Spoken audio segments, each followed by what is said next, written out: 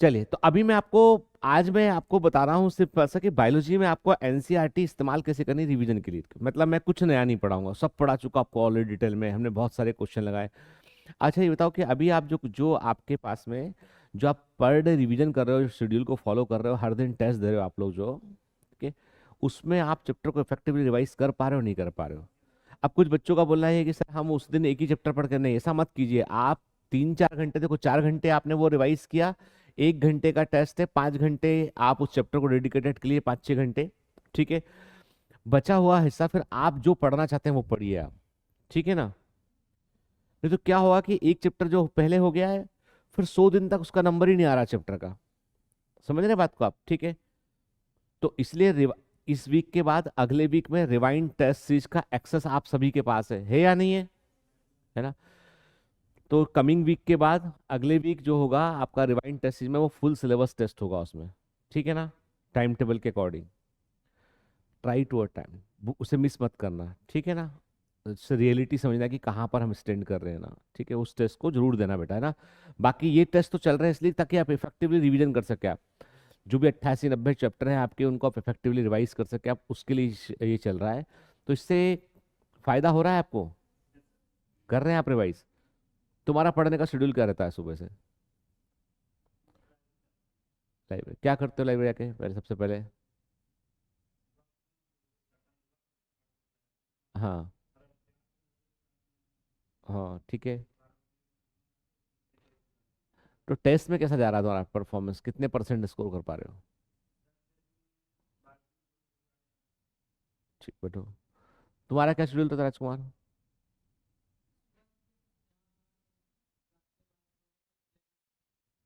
तो क्लास करने से फायदा हो रहा है? अच्छा, अमर सर करा रहे हैं ना, ठीक है। तो हाँ चिन्मय सर, ठीक है। फिजिक्स केमिस्ट्री में क्लास का फायदा है, बायो में आप यदि खुद भी पढ़ेंगे तो आपको इस क्लास का कोई सिग्निफिकेंस नहीं है, क्लियर कर दूं मैं, ठीक है ना।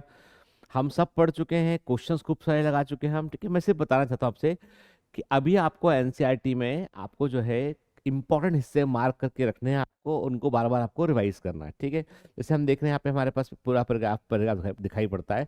अब मैं पूछूं, खुशी बताओ इस पर क्या क्वेश्चन कर सकता है, इस पैराग्राफ पे कोई क्या चीज़ तुम्हें इंपॉर्टेंट लग रही है इसमें, ठीक है।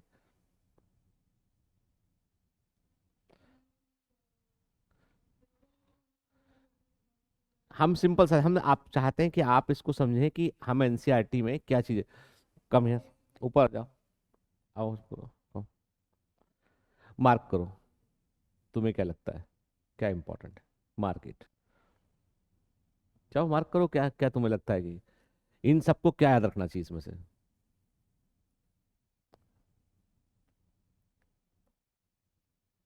ठीक है, दिस क्वेश्चन स्पॉन्सर्ड बाय खुशी, है ना, ठीक है। और बताओ, और क्या लग रहा तुम्हें?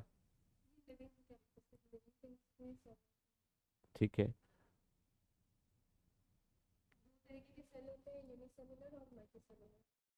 दो तरह के ऑर्गेनिज्म होते हैं, हाँ ठीक है, यदि हम, हाँ ठीक है, ऑल दैट्स ऑल, ठीक है।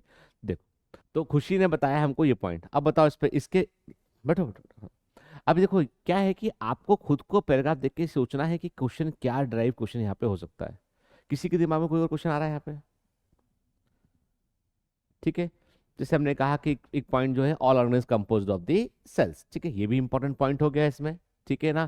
फिर इसने बताया लिविंग थिंग में होता है, ये भी हो गया आपको, ठीक है ना। बेसिक यूनिट होता है, ये भी हो गया। मल्टी सेलुलर यूनिसेलुलर होता है, ये भी हो गया, ठीक है ना। हाँ बोलो बेटा।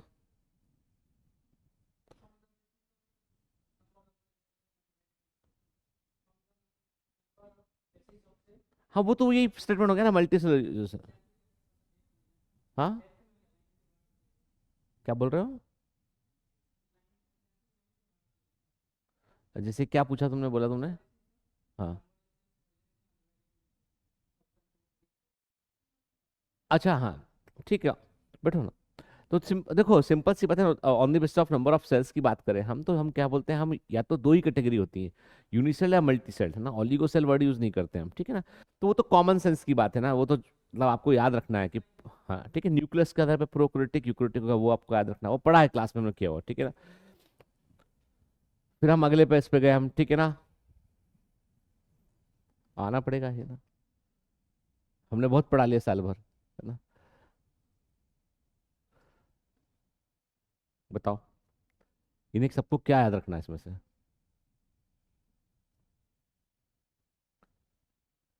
बिल्कुल सही। ये मोस्ट फ्रिक्वेंटली आस्क्ड क्वेश्चन में से एक है। और बताओ। बिल्कुल सही बात है। हाँ ठीक है। उस ठीक है। एंटोनी वन लीवर का भी इंपॉर्टेंट है भाई। लाइफ स्टोर को देखा उसने। उससे अपनी क्या दुश्मनी है, ठीक है ना? है ना? है ना? है ना? ठीक। तो समझ गए बात को, पूरा पैराग्राफ इंपॉर्टेंट है ये ना, ठीक। अब एनसीईआरटी तो इतना छोटा लिखा है कि हम तो क्लास में बहुत इलेबोरेट करके पढ़ते हैं हम क्लास के अंदर, ठीक है ना? तो अभी हमको और देखो, 99% पेपर एनसीईआरटी के आसपास ही घूमता है, सिर्फ लैंग्वेज का फर्क होता है, और उस लैंग्वेज के लिए आपको लगाने हैं एमसीक्यूज, ठीक है ना? डीएमटी को रिवाइज करना है आपको, टेस्ट को, जो टेस्ट हुए उनको आपको रिवाइज करना है, ठीक है, सबसे इम्पोर्टेंट। तो ये पूरा पैराग्राफ इंपॉर्टेंट है, एंटोनी वॉन लीeuwenhoek, ठीक है ना? फिर इसके बाद जो है, फॉर एग्जांपल अब आपसे देखो, ये बोलता है कि सेल के स्ट्रक्चर डिटेल को डिटेल में जानने के लिए सेल के बारे में, वो ऐसा लिखता है, वो लिखता है आपसे कि 18वीं सदी के दौरान सेल के बारे में हमको बहुत सारी जानकारी नई नई मिली, ठीक है ना? इसके पीछे आपको क्या लगता है कि कौन सी महत्वपूर्ण खोज थी उसमें? ठीक है ना? Improvement in the microscopic techniques, ठीक है ना? वो ऑप्शन देगा। तो अब आपको ये कॉमन सेंस में आपको याद रखना है कि ये चीजें यहाँ लिखी थी, तो इस पे कैसे वो जरूरी नहीं कि यही लैंग्वेज दे, वो लैंग्वेज घुमा के पूछ सकता है बेटा वो, ठीक है ना? क्लियर? ठीक। अब आ जाओ, तुम बता दो। ठीक है, तब दो तीन लो, सबको बोर्ड यूज करने का मौका मिल रहा है आज। ठीक है, ईयर इंपॉर्टेंट है, चिल्ड्रेन, जर्मन बॉटनिस्ट इंपॉर्टेंट है ना? ठीक। इन्होंने प्लांट में स्टडी की, बॉटनिस्ट थे ये।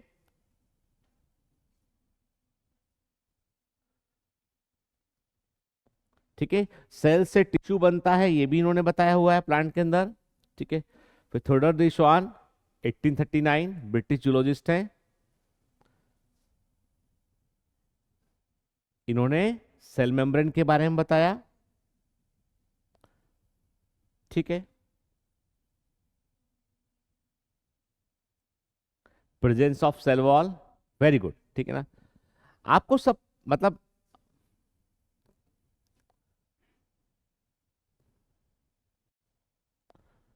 ठीक है, ईयर याद रखना बेटा इसका। सिल्डन सॉन का सेल थ्योरी दिया, वो भी इंपॉर्टेंट है, ऊपर वाला पॉइंट भी, है ना? फिर रोल को ओमनी सेलुलर ई सेलुलरी, ठीक है ना? बाकी दोनों पॉइंट इंपॉर्टेंट है। गुड, ठीक है, जाओ। तो देखो, मतलब ये है कि कोई भी हिस्सा एनसीईआरटी का आप छोड़ नहीं सकते, इसे समझ में बताइए, ठीक है ना? इससे एक बात समझे। दूसरा है कि आप यहाँ पर, है ना, जैसे होता ना, हम लिखते थे क्लास में, पीपीटी में हम लिखते थे कि ये एमसीक्यू है, ये एमसीक्यू बन सकता है, ठीक है ना? लिखा ना हम क्लास में कई जगह पे ना। तो एक्चुअली में आपको, क्योंकि यदि आपने एनसीईआरटी को ऐसे लाइन वाइज आपने देख लिया एक बार ध्यान से, जिस दिन जो चैप्टर रिवाइज कर रहा है, मानकर चलिए कि 90% क्वेश्चन आप सही करके आएंगे। आप 10% क्वेश्चन में थोड़ा ट्रिक लगा के वो एनसीईआरटी की ही लैंग्वेज को चेंज करेगा, वो थोड़ा सा अंदर जाके पूछेगा, होगा क्वेश्चन एनसीईआरटी से, वो पूछने का तरीका उसका थोड़ा सा कॉम्प्लिकेटेड रहेगा, पर 90% क्वेश्चन वो ऐसे ही पूछेगा आपसे वो, ठीक है ना? अब ये पूरा पैराग्राफ है ना, एक सिंगल क्वेश्चन बन सकता है, सिंगल मल्टी स्टेटमेंट क्वेश्चन ये बन सकता है, ठीक है? सिंगल मल्टी स्टेटमेंट क्वेश्चन ये बन सकता है। अब उसमें क्या कर सकता है वो आपसे, बहुत, अब देखो क्या है, ये एग्जाम इतना सिली एग्जाम हो गया है ये। अभी मैंने एक वीडियो बनाया था, आपने पता नहीं देखा नहीं देखा, एम कैट के ऊपर बनाया था मैंने, अमेरिका से एमबीबीएस कैसे करें। मैं सच कह रहा हूँ, इतना फैंटास्टिक पेपर उसका मैंने बायोलॉजी में देखा, मजा आ गया लगा के पेपर के। एम कैट का एग्जाम में वो आपको जैसे इलेक्ट्रोफोरेसिस पूछेगा ना आपको, तो आपको पूरे पहले एक पैराग्राफ देगा पूरा सा, ठीक है ना? उस पैराग्राफ को पढ़ेंगे आप। पढ़ने के बाद उस पैराग्राफ पर आपको 59 क्वेश्चन के लिए 90 मिनट मिलता है वहां पे, है ना? एक ही दिन एग्जाम होता है, और एग्जाम का टोटल ड्यूरेशन होता है 7 घंटे का, 7 आवर्स का एग्जाम होता है, ठीक है ना? बीच बीच में ब्रेक होता है उसमें, कि पहले उसने एक पार्ट लिया, फिर 15 मिनट का ब्रेक है, फिर दूसरा पार्ट लिया, फिर 15 मिनट, फिर एक लंच ब्रेक है आधे घंटे का, फिर ऐसे करके वो सेंटर से बाहर नहीं निकल सकते आप, ठीक है? इंडिया में कोई सेंटर नहीं है, सबसे नियरेस्ट सेंटर है सिंगापुर में है, थाईलैंड में है सेंटर उसका, और मलेशिया में है, दुबई में है, ठीक है। AMCAT is the only exam जिससे कि आप है ना सीधा अमेरिका आपके किसी भी मेडिकल कॉलेज में अप्लाई कर सकते हैं, है ना। आपका जो सबसे अच्छा स्कोर परसेंटाइल में उसको होता है, तो 501 स्कोर है तो आप क्वालिफाई कर गए हैं मेडिकल कॉलेज में अप्लाई करने के लिए। 510 है हार्वर्ड मेडिकल कॉलेज, ठीक है ना, या जॉन हॉपकिंस मेडिकल कॉलेज, सीधा एमबीबीएस के लिए एडमिशन।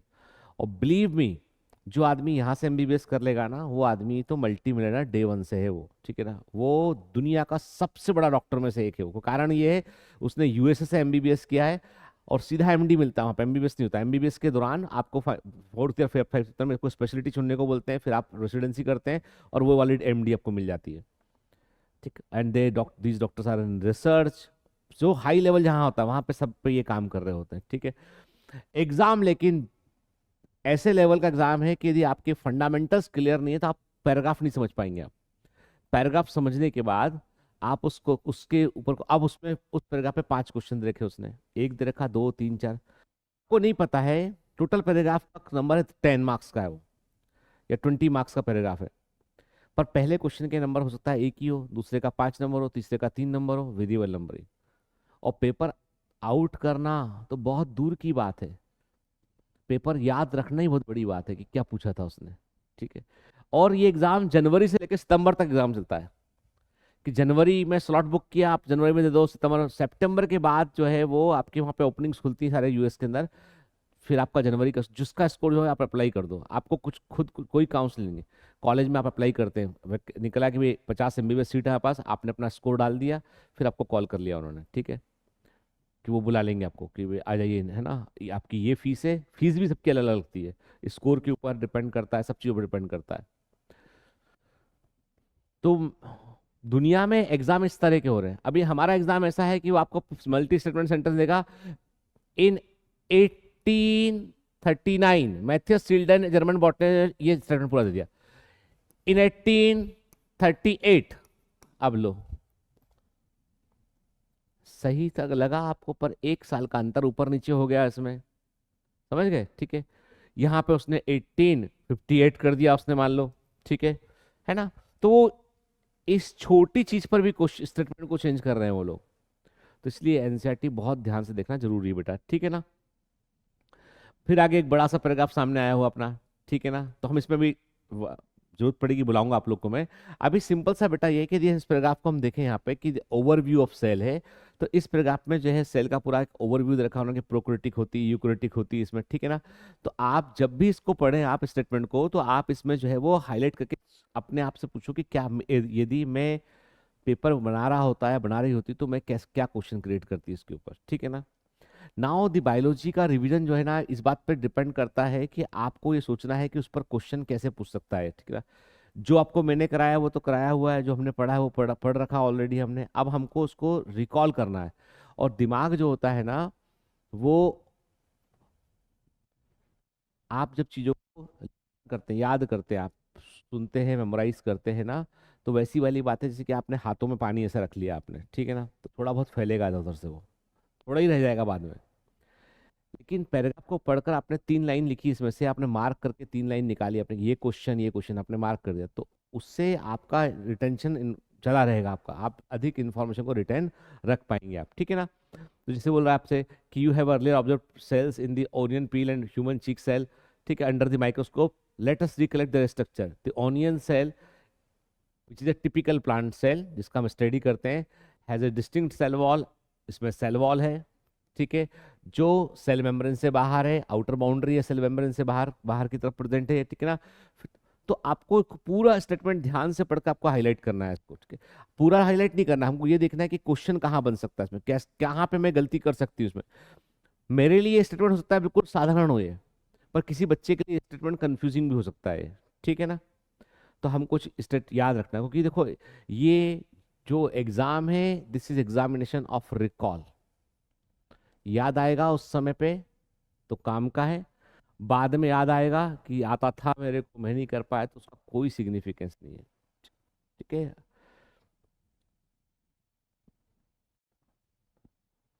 एक बड़ा मैंने एक पहले बीच में शेयर भी किया था आप लोगों को मैंने, कि संघर्षों की कहानियां आदमी तभी सुनता है जब शीर्षक सफलता का हो। ठीक है, स्ट्रगल की स्टोरी आदमी तभी सुनेगा तुम्हारी जब तुम्हारी कहानी का टाइटल सक्सेसफुल हो। ठीक है ना, कि तुम सफल हो तो ही नहीं तो संघर्ष तो सारे लोग कर रहे हैं ना यार। ठीक है,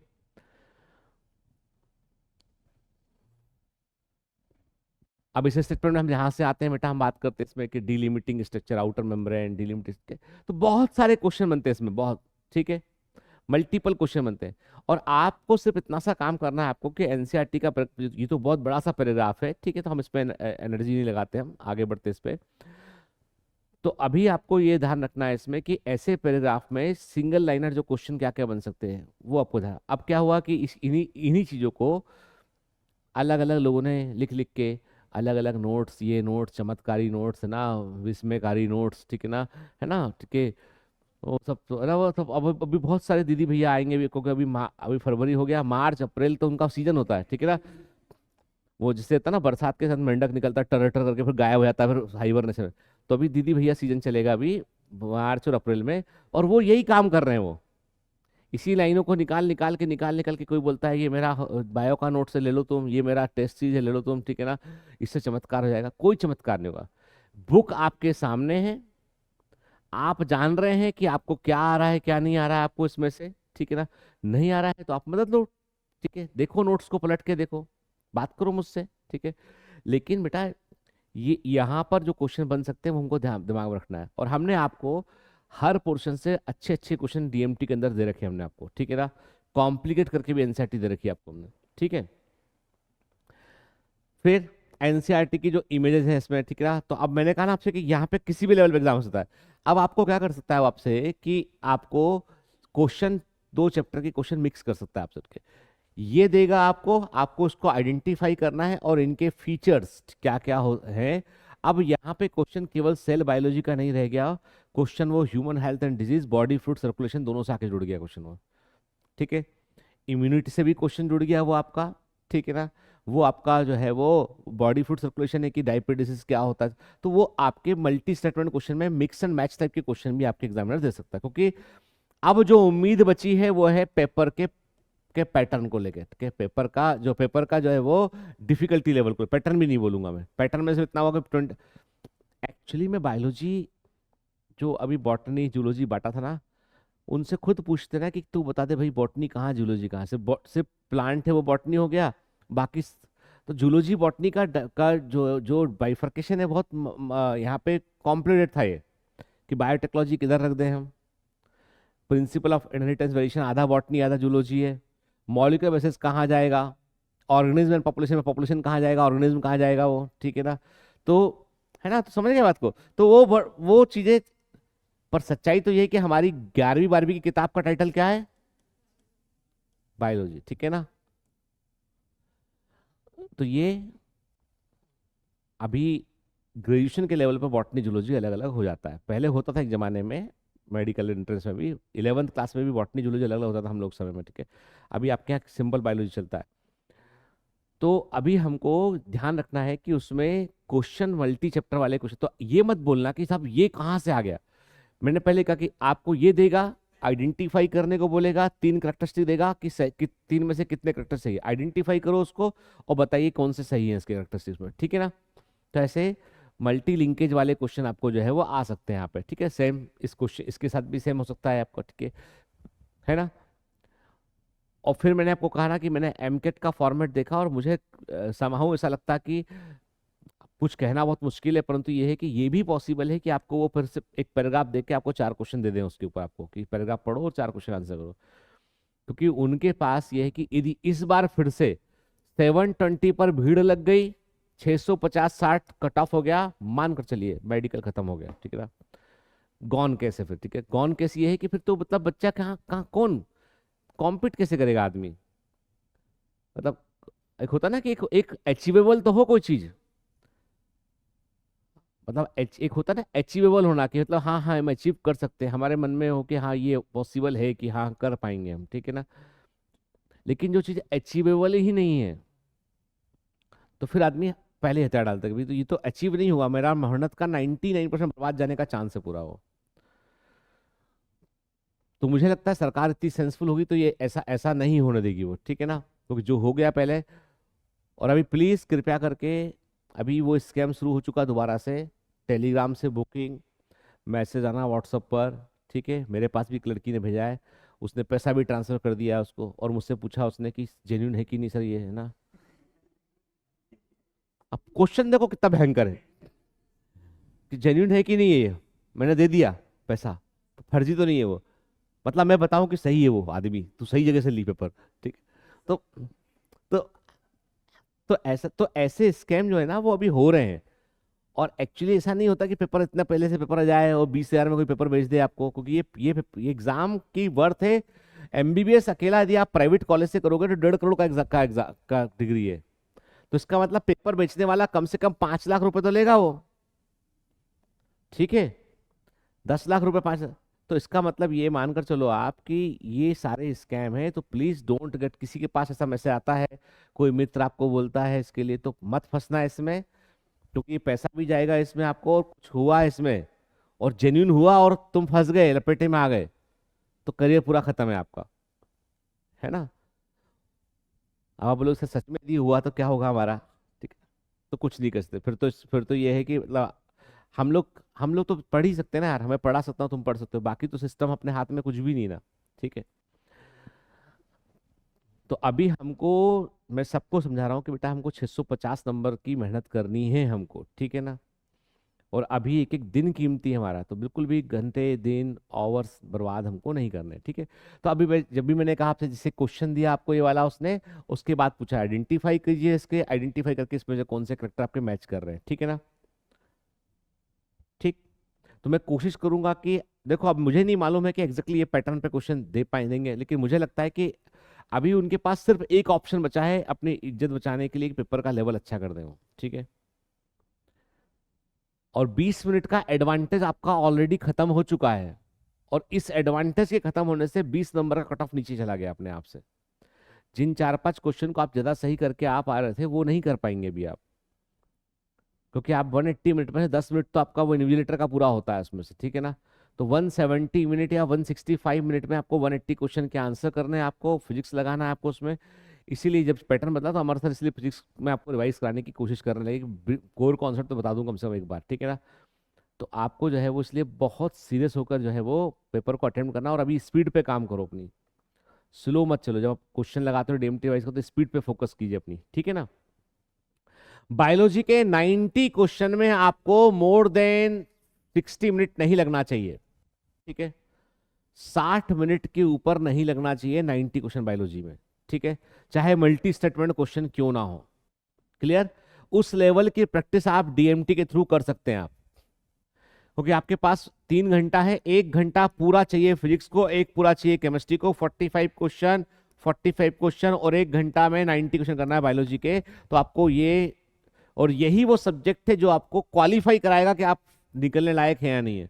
रैंक दिलाने वाले सब्जेक्ट ऊपर के दो हैं ये, ठीक है, समझ गए बात को। इस समय जो कट ऑफ है उस पर ये नहीं बोल सकता अकेले बायोलॉजी से कुछ हो जाएगा। 360 नंबर है, ये नंबर पे पूरा बेस खड़ा होता है, इसके ऊपर फिर इमारत बनती पूरी, ठीक है ना। तो लेकिन ये यदि आपने 90 क्वेश्चन को लगाने के लिए आप 90 मिनट ले रहे हैं, तो फिर इसका मतलब ये है कि आप फंस जाएंगे। आप कम से कम 20 क्वेश्चन एग्जाम में छोड़ के आएंगे आप, ठीक है, 20 क्वेश्चन में 80 नंबर गए आपके ऐसे ही। और कट ऑफ का इतना मार्जिन ही नहीं है, कट ऑफ का 720 में से 80 हटा दो तो आपको मार्जिन ही नहीं बचता उतना। तो समझ रहे बात को मैं क्या बोल रहा हूँ, ठीक है। तो तुमको स्कैर नहीं कर रहा हूं बेटा, रियलिटी बता रहा हूं मैं, ठीक है ना। क्योंकि तुमको इसलिए जो है ना स्पीड पे काम करना पड़ेगा बेटा, ठीक है ना। साल भर मेहनत की हमने, और इसका एडवांटेज अब देखो, दो तरह के बच्चे हैं कोर्स पूरा होने के बाद, एक जिनका ग्राफ नीचे जा रहा है, एक जिनका ऊपर जा रहा है, ठीक है, ठीक है। और एक ऐसे हैं जो बस बुराई करने में लगे कि क्या हो गया भाई जिंदगी में, ठीक है। तो उसका अपन कुछ नहीं कर सकते हैं। मुद्दा ये है कि हमको अभी इसको अचीवेबल बनाना है एग्जाम को हमें, ठीक है। तो ऐसे क्वेश्चंस के लिए तैयार रहेगा आप, ठीक है। मतलब तो मैं जब हम लोग जब आपने जो टेस्ट आगे लेंगे आपके, तो जैसे इस बार आपका टेस्ट हुआ तो टेस्ट में शायद वो ऑनलाइन ऑफलाइन एक साथ चलता है पेपर वो पूरा। तो मैंने जैसे आपका फुल सिलेबस जब टेस्ट होगा ना आपका, तो थोड़ा सा उसको ये मत सोचना कि पेपर टफ दे दिया सर ने मेरे को, तो थोड़ा सा हम आपको परेशान करने की कोशिश करेंगे ताकि आप उसमें फंसे और आप उससे बाहर निकलने की कोशिश करें आप, ठीक है? क्योंकि एग्जामिनर फंसाएगा तो फिर तो साल ही चला जाएगा पूरा अपना, ठीक है ना? फिर आगे हम बात करते हैं टेस्ट में, जैसे इस स्टेटमेंट में देखें हम, तो माइकोप्लाज्मा स्मॉलेस्ट सेल, ठीक है, इसका लेंथ 0.3 माइक्रोमीटर है, ठीक है ना? चलो अब माइक्रोमीटर की बात करें, तुम बताओ बेटा 1 माइक्रोमीटर क्या होता है? -6 होता है, ठीक है ना? वेक्टर का साइज क्या रखा उसने?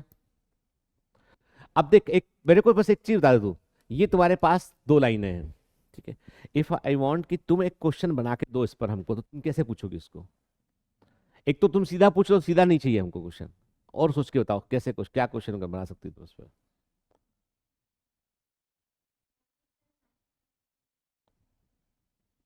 ठीक है, और थोड़ा कॉम्प्लीट कर। चल तू ही एनटीए के पेपर बना रही है, एग्जामिनर है, अब बता।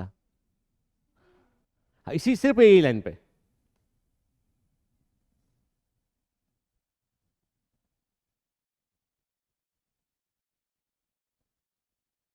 तुम सोची कुछ, बताओ। चल है ना, ये तो कक्षा कक्षा 2 का क्वेश्चन हो गया, अब आगे बढ़ जरा, और आगे बढ़।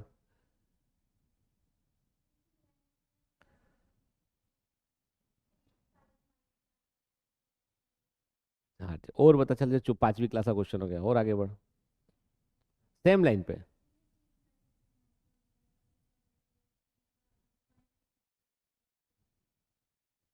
ठीक है, चल एक और क्या हो सकता है? कोई और बताएगा? कैसे बनाएगा तू?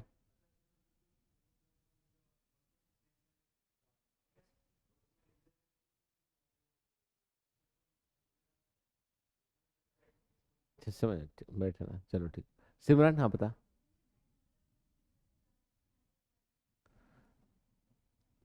वो तो इस लाइन से अलग हटके हो गया, बात तो सही है तेरी, लेकिन इस लाइन से अलग हटके हो गया। और खुशी, बैठो बैठो बैठो।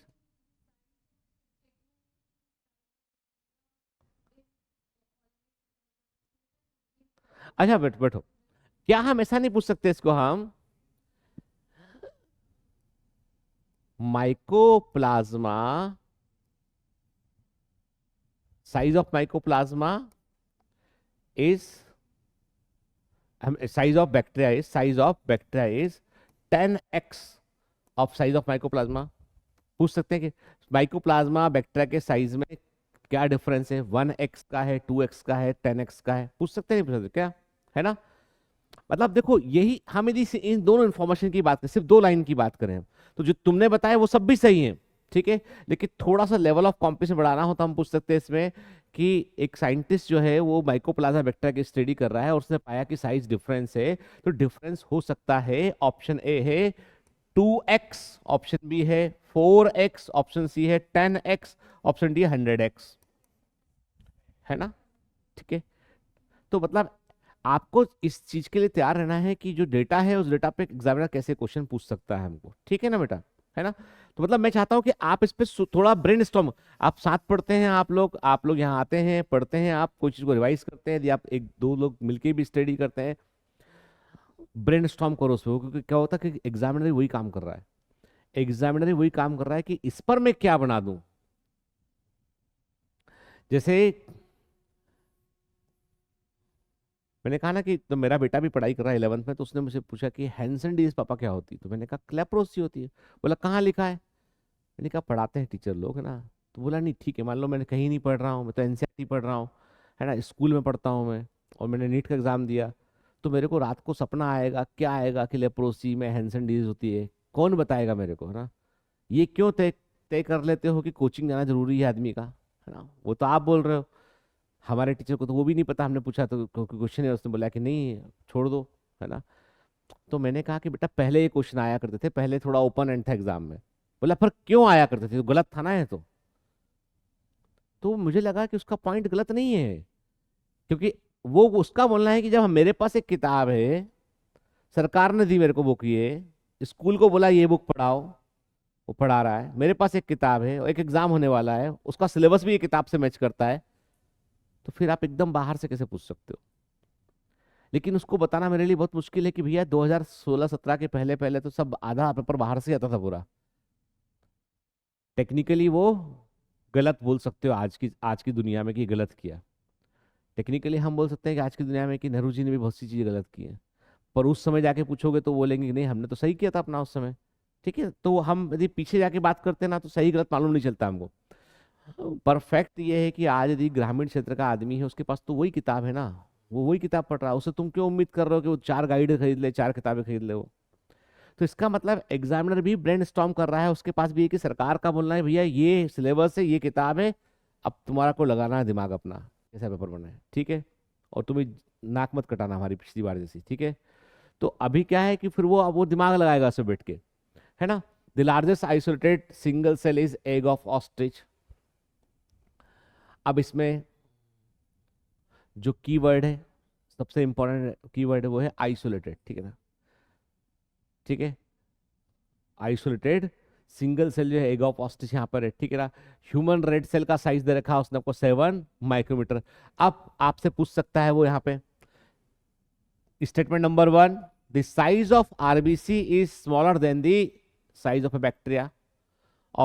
ऑप्शन बी देगा आप स्टेटमेंट नंबर 2 देगा वो, ठीक है, the size of mycoplasma is shorter than the bacteria, ठीक है ना? तो एक सही हो गया, एक गलत हो गया, है ना?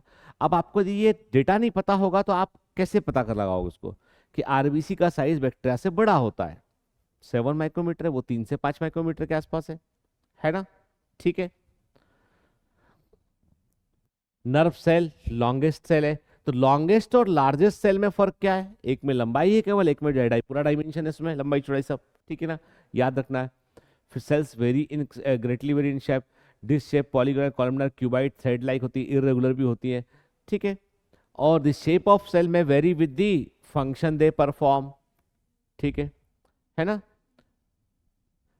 तो किडनी सेल, लिवर सेल अलग अलग क्यों है? क्योंकि उनके फंक्शन अलग अलग होते हैं, इसलिए अलग होते हैं। तो हमको दिमाग खुला रखना अपना, क्योंकि हमने पढ़ लिया, क्लास में पढ़ लिया, क्वेश्चंस लगा लिए। जब तुम रिवाइज करते हो ना तो तुम पहली गलती क्या करते हो? सिर्फ उठा के नोट्स पढ़ना शुरू करते हो। तुम उसके ऊपर सोचते नहीं कि हमने जो पढ़ा है उसमें से क्या भूल गए, क्या याद है मेरे को। ध्यान से देखो क्वेश्चन, देखो क्वेश्चन को जो आपने कर लिए ना, एक हाइलाइटर पेन रखो अलग कलर का, ठीक है ना? क्योंकि तुमने पूरा का पूरा सब कुछ ग्रीन पोत चुके हो, ग्रीन, ठीक है ना? है ना? हाइलाइटर जो है ग्रीन वाला वो ना, वो सब तुम कर चुके हो ना। एक अजीब व गरीब कलर का पेन रखो, पर्पल कलर का कोई पेन रखो, ऐसा है ना, बैगनी कलर का कोई दूसरे कलर का। उससे तुम हाईलाइट करो उन क्वेश्चंस को कि जहां तुम गलती बार बार कर रहे थे, है ना? और अभी तुमको ये प्लान करना है कि एग्जाम के ठीक 1 दिन पहले या 2 दिन पहले मुझे क्या रिवाइज करना है, ठीक है? You should plan right now कि एग्जाम जब होगा तो उसके 2 4 5 10 दिन पहले मैंने क्या किया था, मैंने है ना, उस समय उस समय बहुत छोटी सी एक है ना 16 पेज या 20 25 पेज की कॉपी आती होगी। उस जमाने में 50 पैसे 1 रुपए की मिला करती थी, ठीक है, बहुत छोटी सी ना। अब तो टॉफी नहीं मिलती इतने में, चॉकलेट नहीं मिलती ना। तो एक्चुअली क्या है कि वो जो पतली सी कॉपी 16 पेज की, एक फिजिक्स की बनाई थी मैंने, एक केमिस्ट्री की, एक बॉटनी की, एक जूलॉजी की। और मैंने उसमें वही लिखा था मैंने जो मुझे लास्ट मिनट पे मुझे एग्जाम के ठीक पहले मुझे रिवाइज करना था, ठीक है? क्योंकि क्या होता है कि हमको आखिरी दिन ये पता नहीं होता है हमें क्या पढ़ना है। और सबसे अधिक घबराहट तो उस लास्ट के 2 दिन में ही होती, 3 दिन में, कि एग्जाम होने वाला, आप क्या पढ़ लें। और उस घबराहट में हम कुछ भी पढ़ते हैं और हम कुछ भूल रहे होते हैं। फिर एग्जाम के ठीक पहले लगता है कि यार ये तो पढ़ा ही नहीं है, ये तो रिवाइज ही नहीं किया, जाते जाते याद आता है ये भी भूल गए, ये भी नहीं याद आ रहा है, अब ये आ गया तो क्या करेंगे ना। तो उसका तरीका ये है कि आप डे 1 से आप बोलें कि हमको, मेरे पास 16 पेज हैं या 20 30 पेज की कॉपी है, एक पेज में एक चैप्टर का मुझे वो चीज लिखनी है जो सबसे इंपॉर्टेंट मुझे लगती है एग्जाम में आती है जो मुझे लगती है, का मतलब है कि पिछले 5 साल का पीवाईक्यू देखो, क्लास में जो इंपॉर्टेंट चीजें बताई वो देखो, नोट करो। टीचर जब पढ़ाता है ना तो टीचर क्या करता है बेटा कि 100% तुम्हारा सिलेबस है, टीचर तुमको 120% का कवर देता है, क्योंकि उसके लिए ये एग्जाम में सब कुछ उसके पढ़ाई में से आना जरूरी होता है। भाई उसको वो अपना देख रहा है ना, भाई मैं अपना देख रहा हूँ कि मुझे पढ़ाया उससे सब आया, ठीक है? समझ गए बात को, मैं अपना देख रहा हूँ पॉइंट ये। लेकिन एक बच्चा जो होता है उसको तो पीसीबी तीनों में 100% उसको जो है वो करके आना है वहां पे, है ना। तो उसके पॉइंट ऑफ व्यू से उसको पहले से ही तैयारी करनी पड़ेगी कि मेरे पास एक पतली सी कॉपी एक जिस पे मैं लिख रखा हूँ मैंने चीजों को, ठीक है ना, ताकि मैं लास्ट मिनट पर रिवाइज रिवाइज कर सकूं उसको आखिर आखिर में, ठीक है। तो वो तैयारी अभी से करनी पड़ेगी रिवीजन के दौरान ही। आप जो चैप्टर रिवाइज करो ना उसको लिख के रखो बस एक पेज में। मतलब किसी के की नोट्स, किसी के शॉर्ट नोट, किसी के मेमोरी में, किसी के भरोसे मत रहना। वो सब अपने अपने अनुसार बनाते हैं, ठीक है ना। तो ये आपकी अपनी कॉपी है, ये आप लास्ट दिन यही पढ़ोगे कॉपी आप, ठीक है। आखिर के दिन यही पढ़ोगे, उसके 2 दिन पहले 4 दिन पहले से भी उसको रिवाइज करना शुरू कर दोगे आप, ठीक है। चाहे वो फॉर्मूला हो, चाहे कोई फॉर्मूले के अलावा कोई क्वेश्चन हो। बल्कि तुम उस पर ये भी लिखो कि तुम्हारे पास यदि डीपीएस डीएमटी नंबर 44 में क्वेश्चन नंबर 23 और 24 तुमको एक बार देखने हैं जाने के पहले, क्योंकि तुमने बार बार गलत किए थे क्वेश्चन, ठीक है। एग्जाम्पल दे रहा हूं मैं, मार्क करके रखो कि इस पे ये क्वेश्चन यहाँ पे रखा है, ये मुझे बनना चाहिए, ठीक है।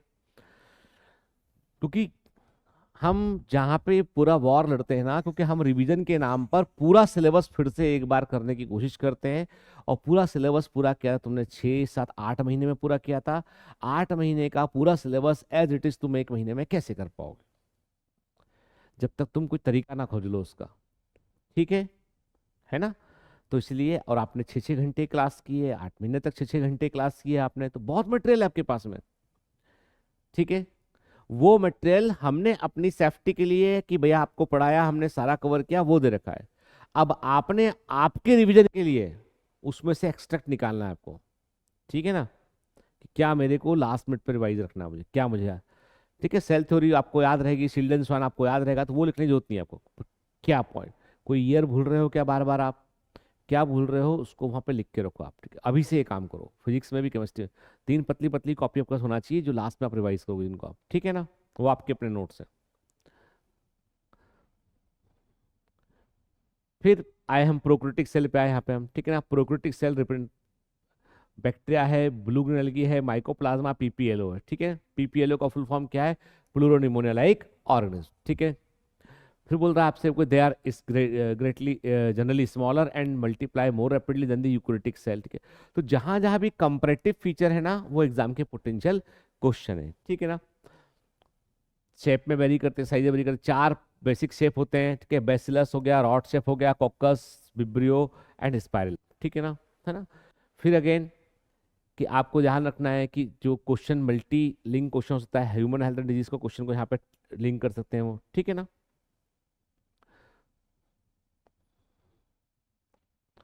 नेक्स्ट प्रोक्रियोटिक सेल में हम देख रहे हैं यहाँ पे, अब देखो बेटा यहाँ पे है ना, जैसे कि मैंने आपसे कहा ना कि वायरस का साइज दे रखा है 0.02 से 0.2 माइक्रोमीटर दे रखा है, ठीक है। बैक्टीरिया का टिपिकल 2 माइक्रोमीटर दे रखा है, ठीक है। साइज डिफरेंस यहाँ पर है 0.1 माइक्रोमीटर। पीपीएलओ का दे रखा है उसने, साइज डिफरेंस यहाँ पर है, ठीक है, देख रहे हैं आप, ठीक है ना। मतलब ऑलमोस्ट ये देखे जाए तो माइक्रोप्लाज्मा और वायरसेस सिमिलर साइज के आसपास आ रहे हैं, ठीक है ना। एक को 0.1 लिखा है इन्होंने, एक को 0.2 लिखा है, 0.02 से 0.2 लिखा उन्होंने, ठीक है ना। तो आपको छोटे डिटेल्स जो रखे यूकेरियोटिक सेल से यदि कंपेयर करें हम, ठीक है। तो यहाँ पे यदि वायरस को एक टिपिकल यूकेरियोटिक सेल से कंपेयर करें तो कितने गुना का अंतर आ रहा है आप देख लीजिए इसमें, ठीक है।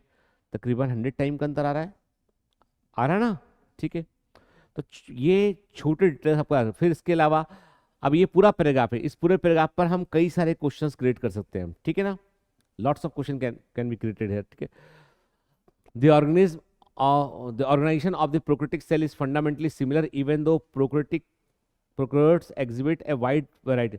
अब देखो सिंपल सी होती है यहाँ पे बोल रहा है आपसे, वो कह रहा है कि जो प्रोकैरियोट्स होते हैं इनमें यदि आप देखेंगे तो इसमें आपको जो है वो सभी चाहे वो किसी शेप साइज के, उनमें आपको बेसिक फंडामेंटल एक समान आपको दिखाई पड़ेगा, ठीक है। फिर बोल रहा है प्रोक्रियोटिक में सेल वॉल होती है, माइक्रोप्लाज्म सेल वॉल नहीं होती है। तो ये सारे स्टेटमेंट ये सब डिस्कस किया, बिल्कुल बेसिक से बेटा है, ठीक है। मैं इसको बात के सुना दूं कोई मतलब नहीं इस करके, बेसिक। इसमें किसी को कोई डाउट है क्या, इसमें कोई क्वेश्चन आपके दिमाग में इस पैराग्राफ को लेके, हाँ बोलो। हाँ,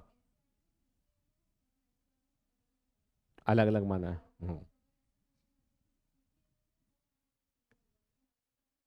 एक्चुअली बेटे क्या है कि एनसीईआरटी ने अलग अलग माना, पर वो टेक्निकली वो दोनों चीजें सेम ही है, ठीक है। हाँ, सेम ही है। एमएलओ होता है, पीपीएलओ होता है, तो वो ऐसा नहीं पूछेंगे क्योंकि कंट्रोवर्सी आएगा यहाँ पे, ठीक है। इसके लिए क्वेश्चन कैंसिल करना पड़ेगा उनको। लिख दोनों को उन्होंने अलग अलग लिखा है, उन्होंने सेम, साइज भी सेम, ठीक है ना। हाँ, वहां उन्होंने 0.3 लिखा उसको, उन्होंने यहाँ 0.2 लिखा, तो मतलब मुझे लगता नहीं, क्योंकि ये जैसे आप इंफॉर्मेशन को प्यूरिफाई करते हो ना, तो दोनों सेम है वो। इसको एमएलओ बोलते हैं, पीपीएलओ बोलते हैं, माइक्रोप्लाज्मा बोलते हैं, सेम चीज है वो, ठीक है ना। तो इसलिए मतलब ये तो मिस्टेक है उनकी, वो तो मतलब अब इस पर हम कोई ओपिनियन दे नहीं सकते इस पर हम ना। पर आता है तो जैसा आता है, तो जो लिखा है उसके अकॉर्डिंग मान लेंगे, जो तुम बोल रही हो, ठीक है। ये पैराग्राफ देखिए, बताइए इसमें कोई डाउट आपको क्या है। अब इस पे क्या क्वेश्चन बन सकता है, राज बताओ तुम, क्या पूछ सकते हैं इस पे।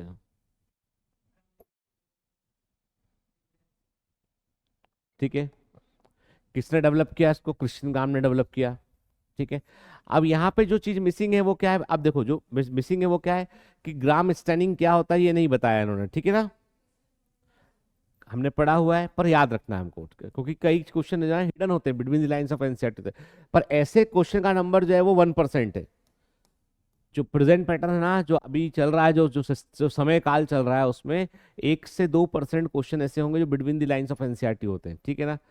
है ना, वो केवल डिफरेंस क्रिएट, अदरवाइज क्वेश्चन यही होगा। अब वो पूछेगा आपसे इसमें कि जो ग्राम स्टैंडिंग जो होता है उसमें बेसिकली अंतर क्यों आता है, क्योंकि इसमें basis of the difference in the cell envelope and the manner in which they respond to the standing procedure, ठीक है ना।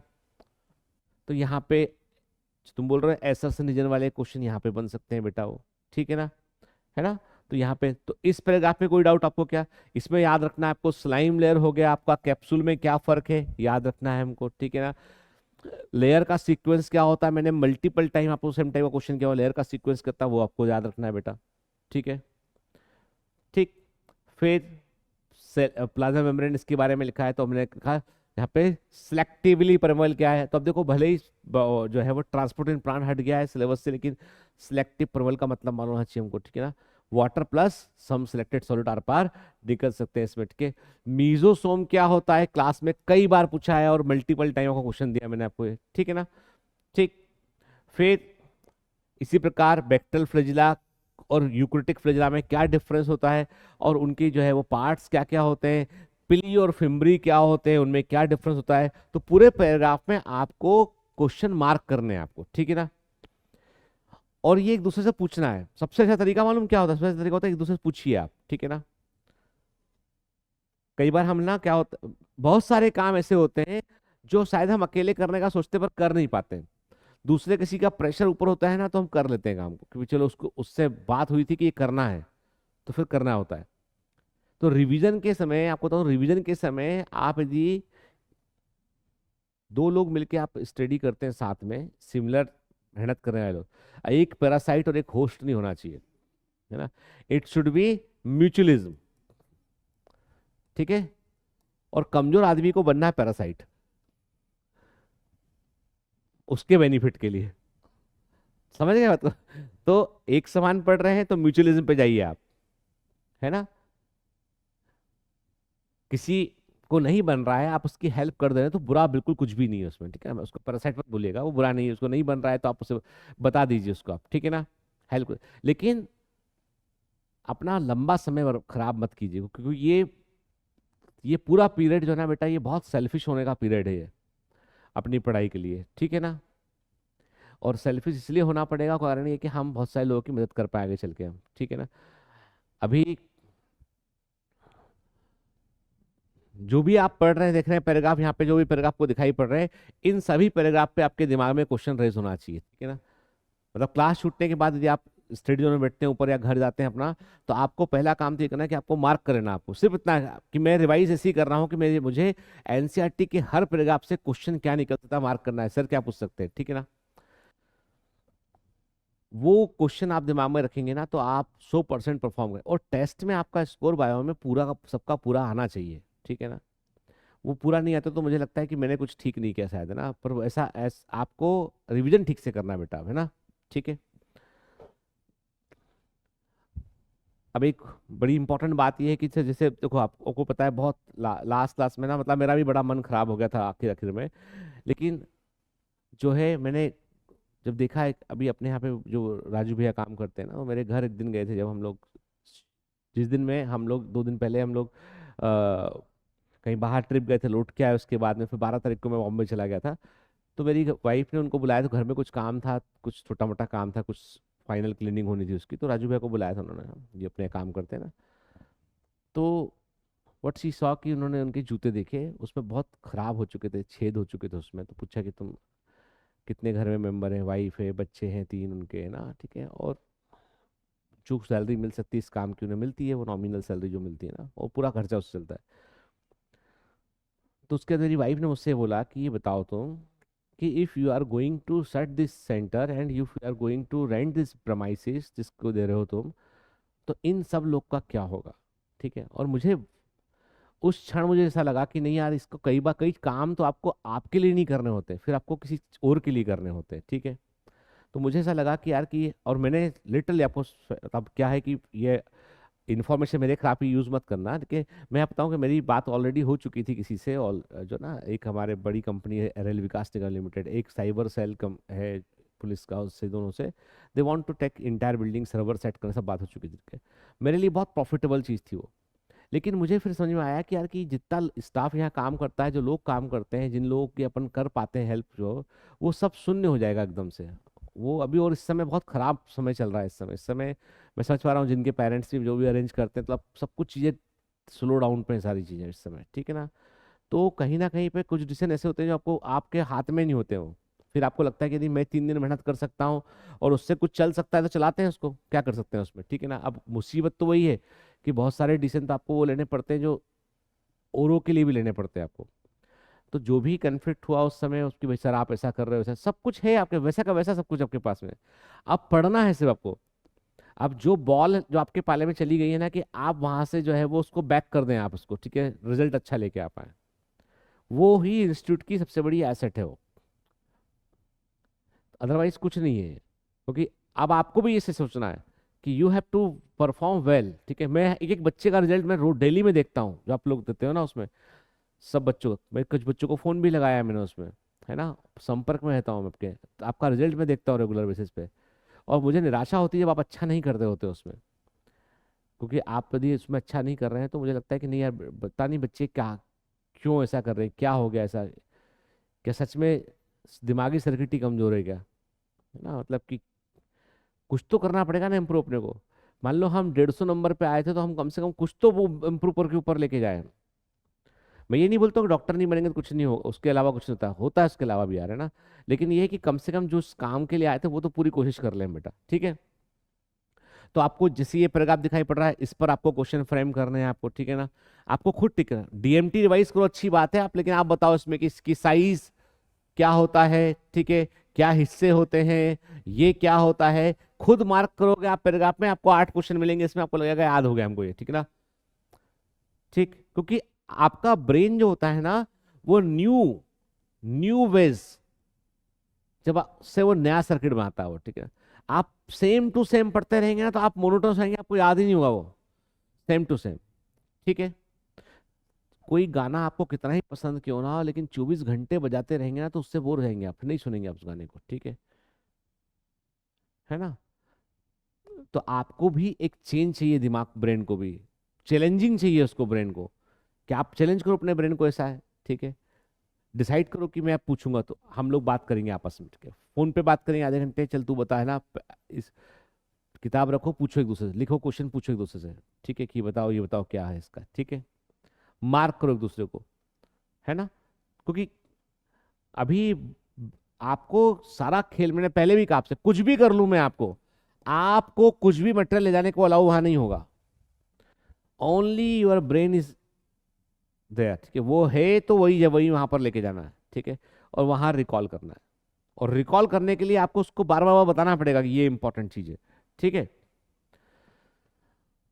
यूक्रिटिक सेल, ठीक है। एक्सटेंसिव कंपार्टमेंटलाइजेशन का मतलब क्या होता है, ठीक है, क्यों होता है ये, और ये सारी बातें क्लास में डिस्कस हुई है बेटा, ठीक है ना, है ना। इस पे कोई डाउट आपको, कोई डाउट किसी जो आपने रिवाइज किया आने के पहले पढ़ा था नहीं पढ़ा चैप्टर ये आपने? ठीक है, कोई डाउट हो बता मुझसे पूछना उसको लेके। लेकिन मैं अभी आपको यही बांच के समय आपका खराब नहीं करूंगा मैं आपका, मतलब मैं मेरा पॉइंट से मैंने आपसे पहले भी कहा था ना कि मैं आपसे सिर्फ कम्युनिकेट करना चाह रहा था मैं इस क्लास के माध्यम से कि हमको करना क्या है अब आगे। मतलब दिमाग में ये बात डाल लो अच्छे से कि क्योंकि तुम सिर्फ अपने लिए नहीं पढ़ रहे हो, तुम अपने परिवार के लिए, मेरे लिए, ऑर्गेनाइजेशन के लिए भी तुम पढ़ रहे हो, ठीक है? तुम अपने लिए ही नहीं पढ़ रहे हो, तुम्हारे ऊपर बड़ी जिम्मेदारी है, इसलिए तुमको बहुत ईमानदारी से काम करना है तुमको, ठीक है? कोई बेईमानी मत कीजिए अपने आप को, क्योंकि वो परिणाम तो बाहर निकल के आएगा उसका, ठीक है? तुम्हारा स्कोर इस बार अच्छा आया, तुमने कोशिश तुमने किया इसमें तुम्हारे टेस्ट में। हाँ हाँ, और अच्छे से करो बेटा ना, ठीक है? सब बच्चे इम्प्रूव कर रहे हैं, टेस्ट में देखा मैंने, सब ऑलमोस्ट आप सब इम्प्रूव कर रहे हैं। लेकिन अभी आप बताइए ऑनेस्टली, इज इट सेटिस्फैक्ट्री? नहीं है ना, सेटिस्फैक्ट्री है, ठीक है ना? तो कोशिश करनी पड़ेगी, और कोशिश करनी पड़ेगी, ठीक है ना? है ना? बाकी हम लोग से जो मदद चाहिए बताइए आप, ठीक है ना? क्या मदद आपको चाहिए? अभी आपके जो टेस्ट हो रहे हैं ऐप में, टेस्ट में कोई ग्लिच का सामना करना पड़ रहा है क्या आप लोगों को, कि कुछ ही किन्हीं बच्चों को करना पड़ रहा है कि सबको करना पड़ रहा है?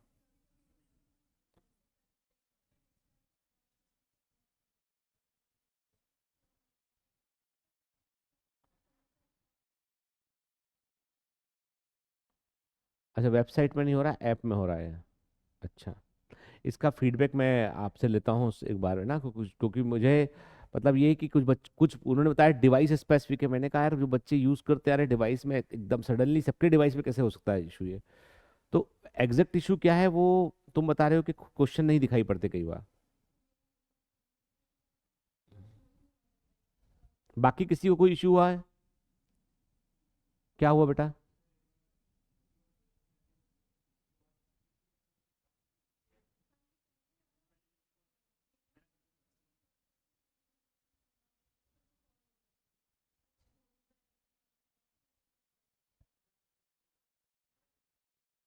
नहीं, वो तो अपने आप होगा, वो तो टाइम एक ही घंटे का।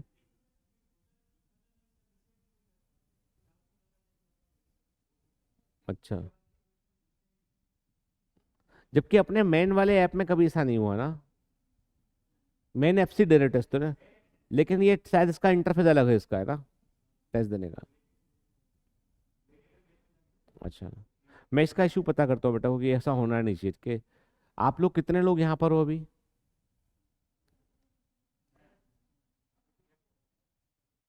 अच्छा, 40-45 लोग हैं अभी बच्चे।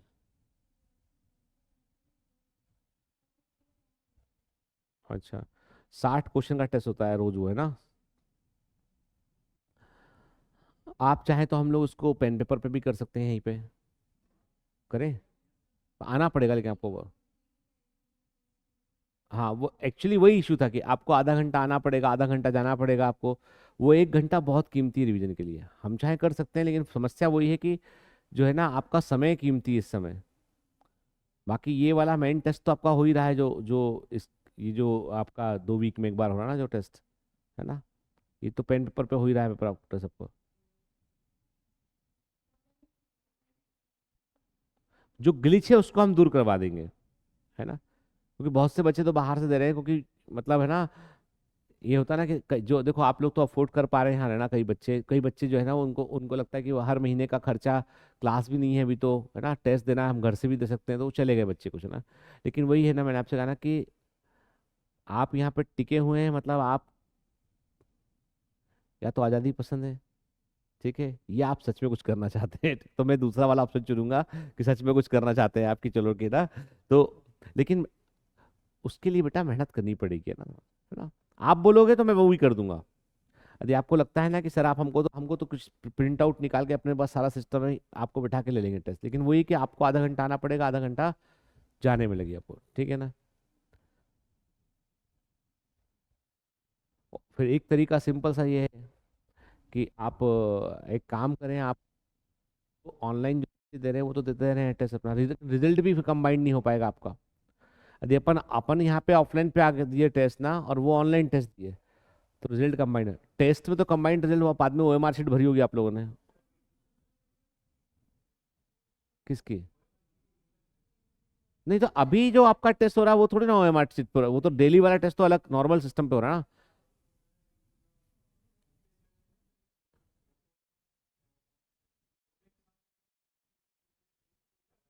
नहीं कैसे मतलब?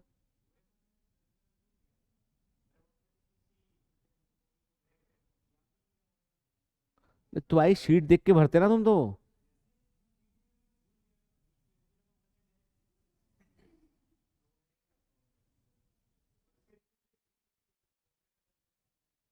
नहीं नहीं, एक कंबाइंड रिजल्ट है। नहीं नहीं, मैडम ने गलत किया, वो कंबाइंड कंबाइंड रिजल्ट है, देखो कंबाइंड रिजल्ट है पूरा, है ना। जैसे मिथुन के नंबर हाईएस्ट आया 691, है ना। कंबाइंड रिजल्ट है ये रहा।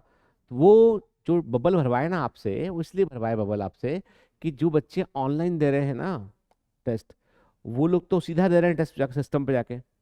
आप लोग यहाँ ले रहे हैं तो आपका भरेंगे तो वो रिजल्ट दोनों को सिंक होगा रिजल्ट वो। नहीं तो क्या होगा, आपके अकेले का रिजल्ट बनेगा, उनका अकेले का रिजल्ट अलग बनेगा, तो हम अपने ही बैच के कंपटीशन नहीं कर पा रहे हैं। तो इसलिए वो ओएमआर भरना जरूरी है। ये वही सिस्टम है जो पहले ऑफलाइन टेस्ट में अपना होता था ना, है ना। तो इसको तो भरना पड़ेगा बेटा, ना ठीक है ना।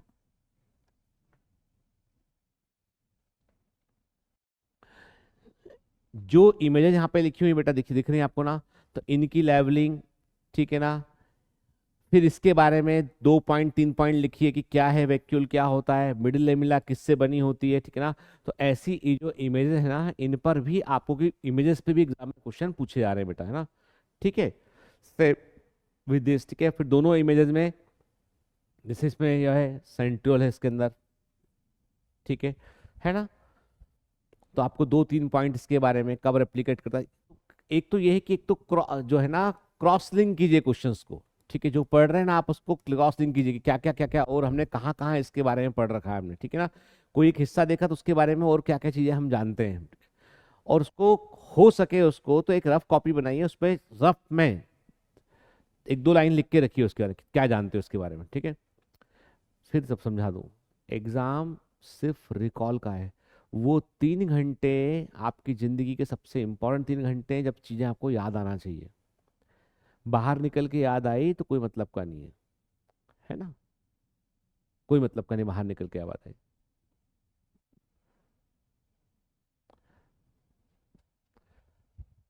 अभी कहीं मैं गया था कहीं पे, तो एक कभी कभी ऐसा होता है actually। कहीं मैं किसी जगह पे गया था, बॉम्बे में कहीं था मैं, तो मैं देखा मेरे बाजू में कोई खड़ा हुआ और वो जाना पहचाना व्यक्ति लग रहा है। ठीक है, 1 2 मिनट 2 4 5 मिनट आजू बाजू थे हम लोग, फिर वो चला गया जैसे। उसके बाद मुझे याद आया कि यार ये तो पंकज त्रिपाठी था जो मूवीज में आता है ना, है ना। ठीक है, ये तो वो था, है ना। भाई उस समय होता था पर बोलते भाई साहब सेल्फी ले लेते एक, चलो है ना, ठीक है। या उससे नॉर्मल बात करते सेल्फी, हालांकि मैं फोटो नहीं लेता किसी के साथ में, पर मैं बात करता उससे कम से कम, है ना। उसको अप्रिशिएट करता कि आप बहुत अच्छा काम करते हैं आप, ठीक है ना। यदि one of the best actor. लेकिन वो ट्यूबलाइट जली 1 मिनट के बाद में, तो उसका कोई मतलब नहीं ना। वो अपना रास्ते, वो अपना, अब दौड़ के जाके थोड़े पकड़ लेगा आदमी उसको, ठीक है। तो मुद्दा यही है कि वो सही टाइम पर रिकॉल करना बहुत इंपॉर्टेंट है। और मुझे समझ में आया कि इसके पीछे बड़ा कारण है कि पिछले 6 महीने 8 महीने से जब भी कुछ देखने का मन करता तो नेटफ्लिक्स या वही देख रहे हैं। वही इंग्लिश में आजकल एक नया ट्रेंड चला है कि आजकल लोग जो है वो या तो साउथ इंडियन मूवी देख रहे हैं या हॉलीवुड की मूवी देख रहे हैं। बॉलीवुड मूवी लोग बहुत कम देख रहे हैं इस समय।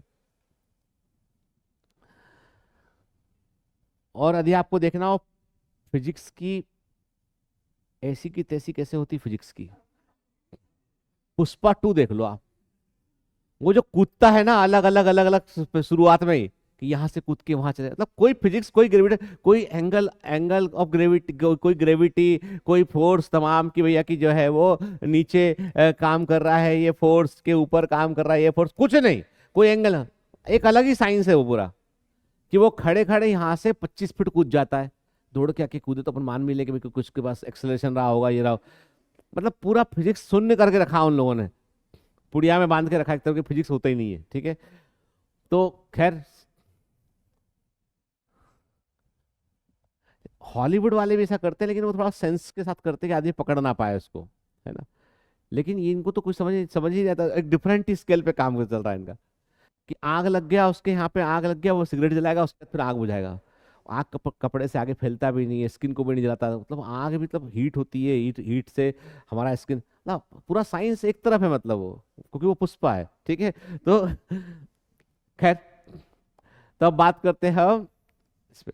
तो देखो, यहाँ पे परसेंटेज, इसका रेशियो याद रखना है आपको, ठीक है।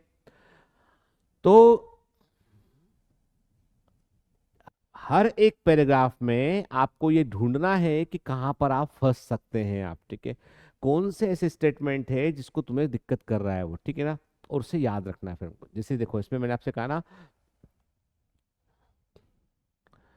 बोल रहा है आपसे वो, as the lipid are arrange with in the membrane with the polar head outward and outer side and the hydrophobic tail towards inner side, ये है एसर्शन, ठीक है।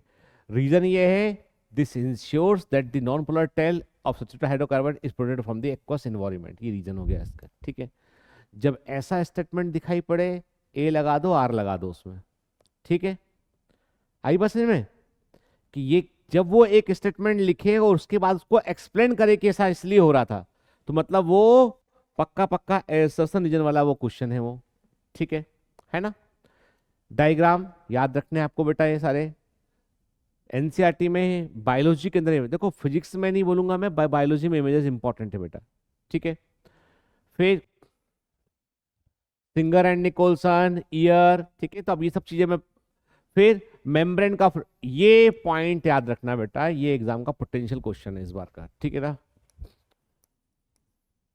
ठीक है। इंपॉर्टेंट पॉइंट है, बहुत इंपॉर्टेंट पॉइंट है। इसके अलावा बायोलॉजी के प्रीवियस ईयर के क्वेश्चंस देखिए, ठीक है। आपके पास जो स्टडी मटेरियल मिला है उसमें पीवाईक्यू डले हुए हैं ऑलरेडी, ठीक है। उन क्वेश्चंस को देखिए, उसमें से जो सिलेबस से बाहर हो चुके हैं उसको छोड़ देना भले ही से, ठीक है। जैसे आई नहीं है, ईयर नहीं है, वो पढ़ोगे आप तो छोड़ देना उस समय, उसको जरूरत नहीं उसकी ना, है ना। देखना हो देख लो एक बार, लेकिन छोड़ दो, क्योंकि तो अभी क्या है, पीवाईक्यू देखो और ये पता लगाओ कि यदि कोई क्वेश्चन आया है तो ये कितने साल के डिफरेंस से दोबारा क्वेश्चन आया हुआ है, कोई कोई पर्टिकुलर क्वेश्चन, ठीक है ना। यदि वो माइटोकॉन्ड्रिया पूछ रहा है तो क्या हर साल माइटोकॉन्ड्रिया पे एक क्वेश्चन पूछ रहा है वो, ठीक है। जैसे हम बोले कॉन्ट्रासेप्टिव पढ़ाते हैं हम लोग रिप्रोडक्टिव हेल्थ में, तो कॉपर टी हार्मोनल है, कॉपर रिलीजिंग है, नॉन मेडिकेटेड है, मेडिकेटेड है, वो हर साल पूछ रहा है ना, ठीक है। तो देर आर सर्टेन क्वेश्चंस जो हर साल एग्जामिनर पूछ रहा है अलग अलग, तो उनकी एक लिस्ट पास होना चाहिए कि भाई ये क्वेश्चन तो बार बार आया है, कई बार आया क्वेश्चन ये, ठीक है ना, है ना। फिर एक्टिव पैसिव ट्रांसपोर्ट, ठीक है। ये सब बहुत डिटेल में पढ़ा हुआ हमने क्लास के अंदर, ठीक है ना। तो आपको इस पे भी क्वेश्चन बेटा दिमाग में। अब यहाँ पर क्या है, इन ऐसे पोर्शन जो होते हैं ना, बहुत टेक्निकल से पोर्शन होते हैं, दिस इज टेक्निकल पोर्शन, तो यहाँ पर आपको डीएमटी के क्वेश्चन लगाने, क्योंकि ये क्या है, इसको आप रेड भी लोगे तो कैसे काम का नहीं है वो, ठीक है। क्योंकि इस पे क्वेश्चन अलग अलग फॉर्मेट में पूछे गए क्वेश्चन में, तो टाइप ऑफ क्वेश्चन जो है फॉर्मेट बहुत इंपॉर्टेंट है यहाँ पे, ठीक है ना, क्लियर। फिर सेल वॉल, सेल वॉल की लेयर का सीक्वेंस, मिडिल लेविला का कंपोजिशन इंपॉर्टेंट है, ठीक। एंडोमेम्ब्रेन में कौन शामिल है, कौन शामिल नहीं है, शामिल होने की कंडीशन क्या है, इसमें यदि एंडोमेम्ब्रेन में शामिल होना तो उसकी कंडीशन क्या है, बताओ क्या कंडीशन। बिल्कुल सही, एकदम फैंटास्टिक के फंक्शंस कोऑर्डिनेटेड, फंक्शंस कोऑर्डिनेटेड होना चाहिए, ये सबसे इंपॉर्टेंट कंडीशन है, ठीक है ना। क्यों पेरोक्सोम इसके अंदर नहीं आता है, कि क्यों माइटोकॉन्ड्रिया इसमें नहीं आता है, क्योंकि उनके फंक्शंस के साथ में कोऑर्डिनेटेड इसमें नहीं होते हैं, ठीक है। फिर एंडोप्लाज्मिक रेटिकुलम रफ क्या है, स्मूथ क्या है, किस सेल में क्या अधिक हो सकता है, तो यहाँ पे कुछ क्वेश्चन ऐसे होते हैं जो लॉजिकल होते हैं, क्लास में ऑलरेडी डिस्कस किया हुआ, कुछ लॉजिकल होते हैं, ठीक है ना, है ना। तो वो क्वेश्चन भी जाना, तो इसके लिए ही डीएमटी हमको अच्छे से रिवाइज करना। तो आप ईमानदारी से बताइए कि जब कोई चैप्टर को रिवाइज करते हैं तो आप में से कौन ऐसा, कितने बच्चे ऐसे हैं जो उस चैप्टर से जुड़ा हुआ डीएमटी के सारे क्वेश्चन देख लेते हैं, सब देख लेते हो सारे क्वेश्चन, गुड। तुम बहुत ऑनेस्ट हो, तुम क्वेश्चन को नहीं देखती हो, हाँ। अच्छा ठीक, ठीक है ना, देखो बेटा ना, हाँ। नहीं बाद में नहीं, पेपर होने के बाद आप टेस्ट को बिल्कुल एग्जाम समझो उसको, ठीक है ना, हर दिन का एग्जाम है आपका वो, ठीक। किससे के साथ कंटिन्यूस होता है ये, ठीक है, किसका कंपोजिशन सेम हो सकता है अपना, ठीक है, याद रखना है इसको हमको।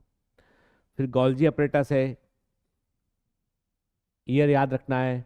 स्टेनिंग के साथ डिस्कवरी हुई थी, याद रखना है, ठीक है ना, है ना। तो कुछ पॉइंट ऐसे हैं जो बिल्कुल हमको लगता है कि नेग्लेक्टेड पॉइंट है जो, ठीक है, उनको ध्यान से पढ़ना। डेंसली स्टेन लिखा है इसने, रेटिकुलर स्ट्रक्चर लिखा है, तो रेटिकुलर से कंफ्यूज मत हो जाना कि आप एंडोप्लाज्मिक रेटिकुलम समझो उसको आप। जब उसने स्टैंडिंग करके देखा तो उसको वैसा दिखाई पड़ा, जब इलेक्ट्रॉन माइक्रोस्कोपी की तो थोड़ा अलग दिखाई पड़ा, ठीक है ना। जब खोज हुई तो उन्होंने उसको जाल के समान ही देखा, इन्होंने उसको, समझ गए ना बात को। तो ये कंफ्यूज मत करना बेटा यहाँ पे। डायमीटर ध्यान रखना है। तो डेटा जितना आ रहा है ना उसको लिखते चलो एक जगह पे, ठीक है ना। जो आप पतली कॉपी बना लिखते चलो उसके अंदर कि डेटा कहाँ पे क्या है, हमें याद रहना रखना है, ठीक। एक दूसरे से पूछते रहिए, और फंक्शन क्या है वो देखना है हमको, है ना। फिर लाइसोसोम के अंदर पीएच, एसिडिक पीएच पे एंजाइम काम करते हैं, ठीक है। एंजाइम को एसिड हाइड्रोलाइसिस कहते हैं हम। तो कुछ चीजें जो क्लास बताई हैं वो भी याद रखना है आपको, लेकिन इसको ठीक से आपको रिवाइज करना है कि एंजाइम क्या क्या होते हैं इसमें। वैक्यूल्स की बात करें तो कॉन्ट्रेक्टाइल वैक्यूल का फंक्शन क्या होता है, ठीक है। सेंट्रल वैक्यूल का फंक्शन क्या होता है, ठीक है ना। और इसके अंदर का कंपोजिशन बाहर से अलग क्यों होता है, सारी बातें लिखी हुई हैं। और हमने, यदि आप डीएमटी देखोगे बायोलॉजी के अंदर, बाकी सब्जेक्ट का तो वो टीचर जाने, लेकिन बायोलॉजी में हमने हर पोर्शन से 99% क्वेश्चन एनसीईआरटी से ही दिए हैं आपको, हमने डीएमटी के अंदर, ठीक है ना। हर पोर्शन को कवर किया है इसमें। जब आप लगाओगे तो सारे क्वेश्चन को कवर है, और बहुत सारे क्वेश्चन किए हमने। उसके अलावा क्वेश्चन ही नहीं होते हैं, ठीक है, बिलीव मी, उसके अलावा क्वेश्चन फिर तो घुमाए, उसी क्वेश्चन को घुमा रहे हैं वो लोग, ठीक है ना। माइटोकॉन्ड्रिया, इसका डायमीटर, लेंथ के, है ना। जैसे नंबर क्यों वेरी करता है, सेल की एक्टिविटी अकॉर्डिंग वेरी करता है, फंक्शन क्या है इसका, ठीक है ना, आउटर बाउंड्री क्या है इसमें, क्रिस्टी क्या होता है, बेसिक पॉइंट सारे आपको याद रखने हैं इसमें, ठीक है। स्ट्रक्चर इसका ऑलरेडी ऑल इंडिया पीएमटी में आ चुका है, पहले भी नीट में आ चुका है स्ट्रक्चर, तो याद रखना आपको, ठीक है। लेवलिंग अब, और प्लीज लेवलिंग आप जो एनसीईआरटी में देख रहे हो वो कलर्ड है, पेपर में कैसी आएगी वो, क्लियर नहीं होगी वो, ठीक है। तो आपको फिर ध्यान रखना बेटा इसलिए ना, ठीक है। और ऐसे क्वेश्चन लेवलिंग वाले आते हैं ना, तो आपको जो दो सही लेवल मिल जाए, तीन, तो आप आंसर को स्मार्टली ढूंढिए उसमें कि ये तो सही है, ये भी सही है, तो अब आंसर ये हो सकता है मेरा, ठीक है, समझ गए ना बात को, ठीक। प्लास्टिक के टाइप, क्लोरोफिल क्यों अलग है, इलियोप्लास्ट क्या है, एमाइलोप्लास्ट क्या है, ये बिल्कुल बिल्कुल बेसिक्स है। मतलब जब हम ये कब जो आप साल भर पढ़ने के बाद जब आप एनसीईआरटी देखते हो ना, तो आपको लगता है ना कि ये तो बिल्कुल बेसिक्स है, ये हम तो उसके एडवांस लेवल पे पढ़े हुए हैं, हम तो जान रहे हैं इसको, हम और विस्तार से जान रहे हैं हम, ठीक है। तो जब ये पॉइंट उसके बाद, और यदि हम सिर्फ इन्हीं पॉइंट को पढ़ेंगे ना तो यही कठिन लगेंगे हमको, ठीक है। तो देखिए, outer membrane, inner membrane, grana क्या है, थैलेकोइड क्या है, स्टोमल एमिली क्या है, याद रखना है हमको, ठीक है। इंटरनल फंक्शंस क्या है इसके, ठीक है, कौन से, अब यहाँ पे भी वो है ना, मैंने आपसे कहा क्वेश्चन को लिंक कीजिए कि कहाँ पर कौन सा फोटोसिंथेसिस एंजाइम प्रेजेंट है, लाइट एक्शन कहाँ होती है, डार्क एक्शन कहाँ होती है। ये क्वेश्चन फिजियोलॉजी का भी है और ये क्वेश्चन इस पोर्शन का भी है, ठीक है ना। फिर राइबोसोम पे हम आ गए यहाँ पे, ठीक है।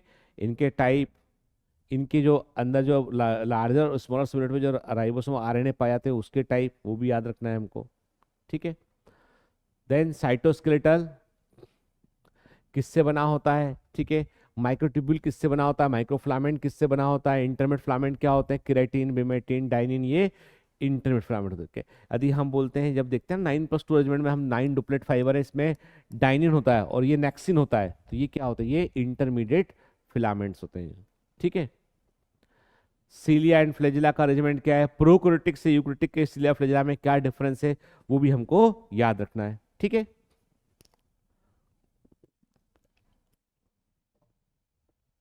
एग्जाम के लिए बहुत इंपॉर्टेंट है एक्सोनिम, याद रखिए, बहुत इंपॉर्टेंट है कि एक्सोनिम क्या होता है,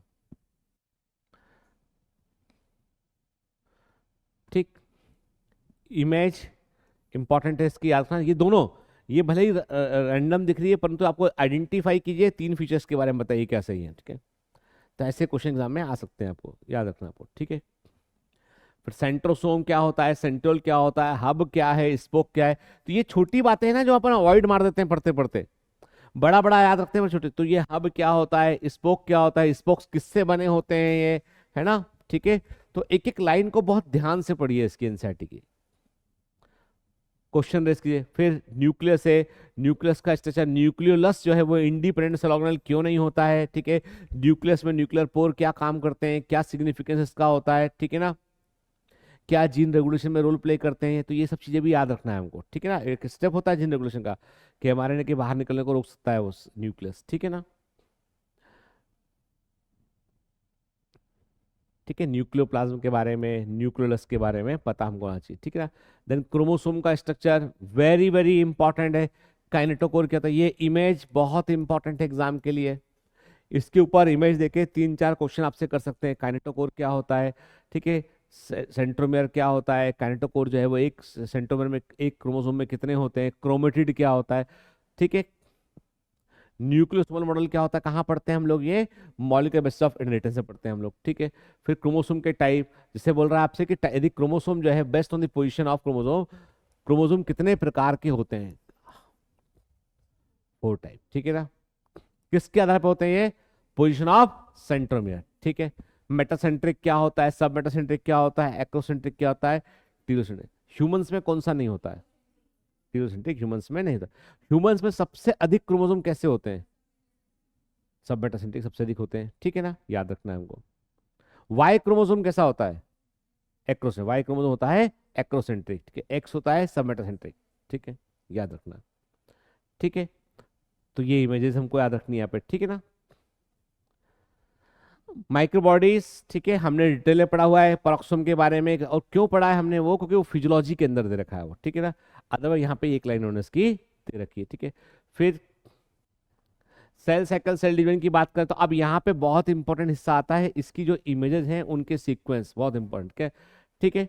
जैसे हम बात करते हैं बेटा, सब सेल साइकिल की बात करते हैं, सेल साइकिल क्या होता है, ठीक है। सेल साइकिल का हमने पढ़ा हुआ है कि सेल साइकिल का मॉलिक्यूल, इसमें भी लिखा हुआ मॉलिक्यूलर जेनेटिक कंट्रोल होता है, इसमें लिखा ना अंडर जेनेटिक कंट्रोल, तो क्या होते हैं वो इवेंट्स जो है वो साइक्लिंग ऑफ सीडी के कारण होते हैं, ठीक है। तो यहाँ पे दिस इन दिस पोर्शन एक या 2 क्वेश्चन ऐसे हो सकते हैं जो बाहर से आते हैं ना एकदम, तो वो इसी हिस्से से आते हैं क्वेश्चन वो, ठीक है ना, याद रखना है वो। इंटरफेस क्या होता है, एम फेस क्या होता है, ठीक है, इंटरफेस में क्या क्या फेस शामिल होती है, किस फेज का किसके बाद क्या सीक्वेंस है। जैसे कि मैं पूछूं आपसे कि बताइए किस फेज में पॉलीमराइजेशन ऑफ अमाइनो एसिड्स होता है, G1 एंड G2, ठीक है। किस फेज में पॉलीमराइजेशन ऑफ न्यूक्लियोटाइड होता है, ठीक है। तो ऐसे क्वेश्चंस के लिए तैयार रहना आपको, क्योंकि एग्जामिनर क्या करेगा, आपको ब्रेक करेगा इसको, ठीक है, उसी इंफॉर्मेशन को वो ब्रेक करेगा, उसको उठ के पूछेगा आपसे, उठ के कि पूछेगा आपसे कि the enzyme involve in the polymerization of nucleotides synthesize in which phase, ठीक है ना। तो अब आप ध्यान से, उसने पूछा एंजाइम है आपसे, क्या होगा वो, G1 फेज हो जाएगा, ठीक है ना, है ना, है ना, एंजाइम पूछा ना उसने आपसे, ठीक है। तो स्पिंडल फाइबर कब बनते हैं, तो ये सब चीजें आपको, फिर आपसे पूछेगा वो आपसे कि बताइए सेंट्रोसोम अपने आप को डुप्लीकेट किस फेज में करता है, एस फेज। तो ये सब चीजें आपको मुंह जबानी याद है, बिल्कुल मत डरिए। आपको बहुत सारी बातें, 90% चीजें आपको जो एग्जाम में आती हैं वो मुंह जबानी है याद आपको, ठीक है ना। हम लोग जो पेपर बनाते हैं ना, तो हम लोग टेस्ट में आपको चैलेंज करते हैं, आपको थोड़ा सा टफ बनाते हैं पेपर, ठीक है। सरल करते करते भी टफ बनाता है, टीचर का काम होता है ये करना, ठीक है ना। क्योंकि हम एग्जाम पर यदि मैं आपको बिल्कुल क्वेश्चन दे के आपको खुश रखूंगा और एग्जाम में पेपर टफ आएगा, तो फिर उसका कोई एडवांटेज कुछ भी नहीं है। यदि मैं आपको थोड़े टफ क्वेश्चन पूछता रहूंगा और एग्जाम में यदि पेपर आसान आया और आप फोड़ के आ गए पेपर को आप, तो उसका फायदा है उसका, ठीक है ना। फिर याद रखो डीएनए का अमाउंट कब 2C से 4C होता है, 4C से 2C कब होता है, क्रोमोसोम का अमाउंट क्या 2N से 4N एस फेज में हो जाता है, नहीं होता है, ठीक है ना, समझ गए, ठीक है। तो आपको वो क्वेश्चन जो मैंने कराए हैं वो डीएमटी से रिवाइज कर लीजिएगा। फिर G0 फेज को हम क्यों बोलते हैं, एग्जिट फ्रॉम G1 फेज के, सस्पेंडेड इन सेल साइकिल, याद रखना है, ठीक है ना, दोनों चीजें अलग अलग है, ठीक है। फिर एम फेज में सीक्वेंस क्या है, prophase, metaphase, anaphase and telophase में, ठीक है। किस फेज में आपको जो है एक क्रोमोसोम में 2 क्रोमेटिड साफ साफ दिखाई पड़ेंगे आपको, मेटाफेज में।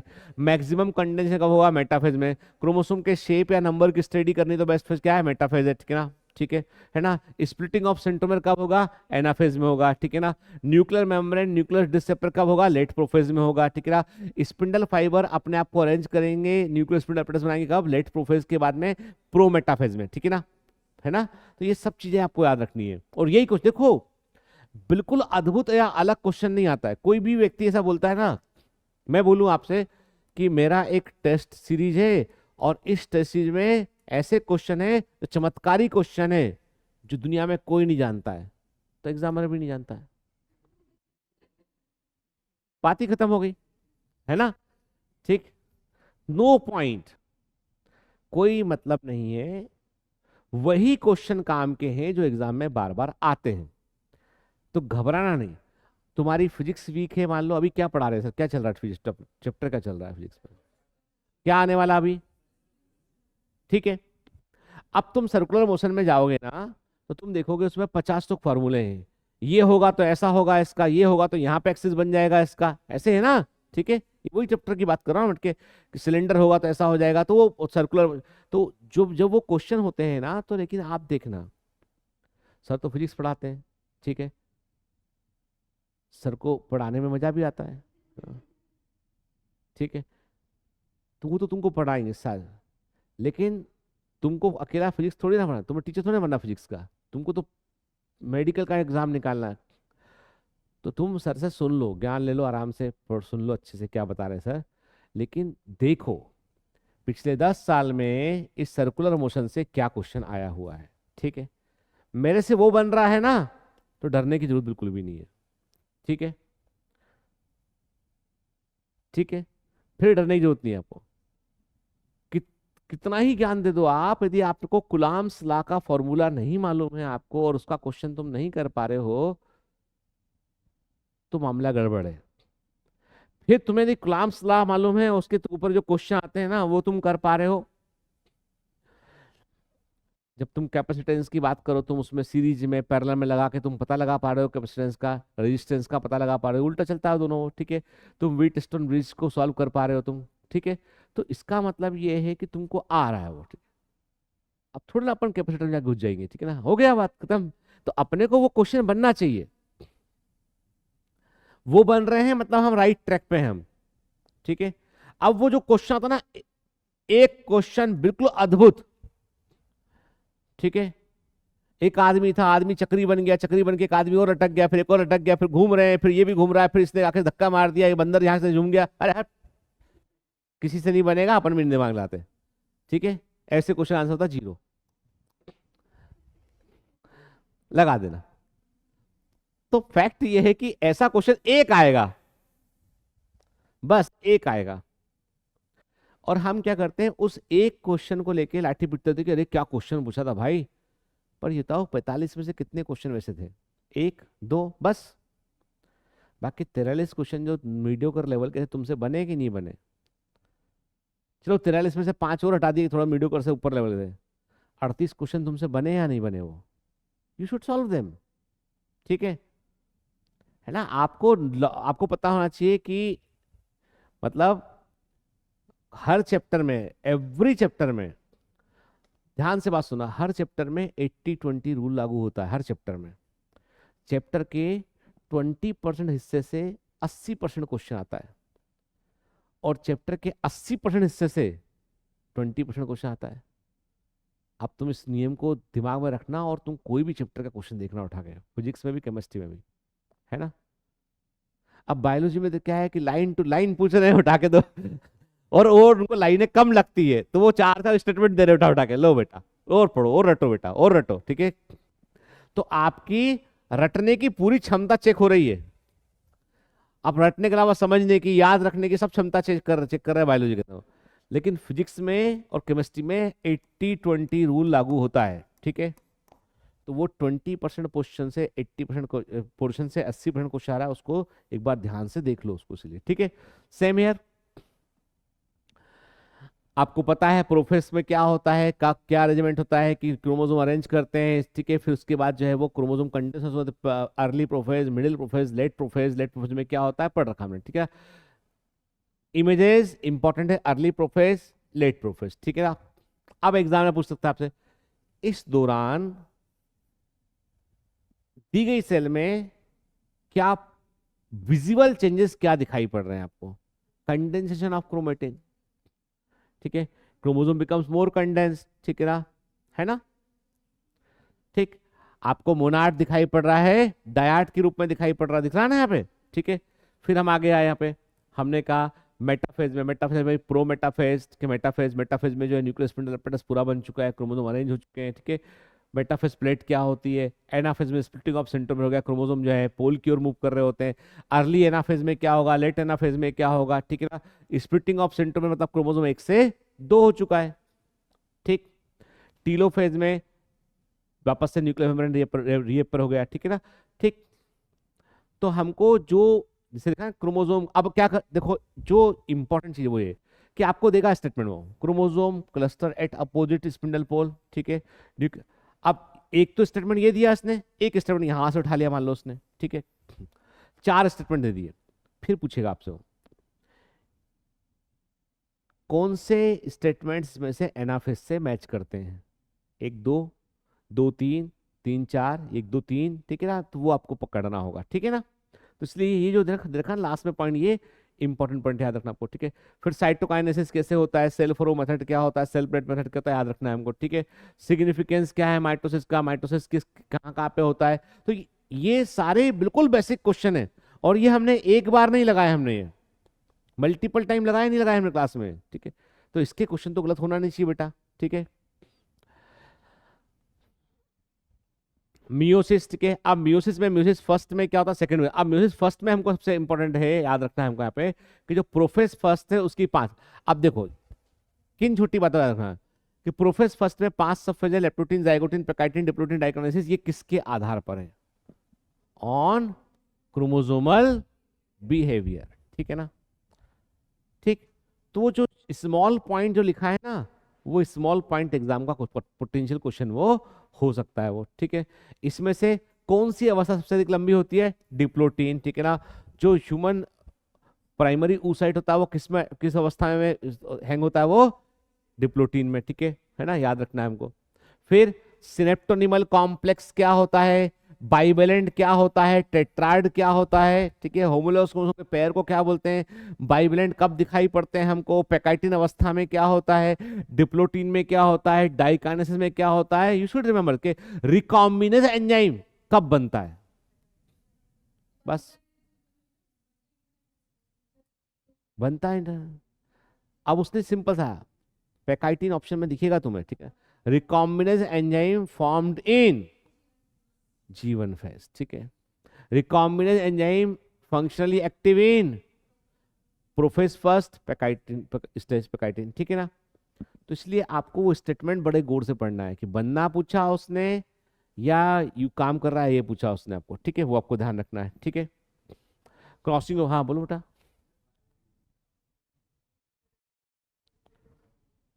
क्यों बेटा बाइवेलेंट का मतलब ये हो गया ना, देख ये एक क्रोमोसोम है ये, है ना, ऑलरेडी डबल हो चुका है क्रोमोसोम ये, है ना, 2 क्रोमेटिड है क्रोमोसोम है, क्लियर, ठीक है। इसका इसका जो होमोलॉगस क्रोमोसोम है वो ये है, ठीक है। एक मदर से आया एक फादर से आया, हो गया ये, ठीक है। ये पेयर हो गया, जोड़ा हो गया ये। कितने क्रोमोसोम है? 2 क्रोमोसोम है, क्या बोलोगे इसको? बाइवेलेंट।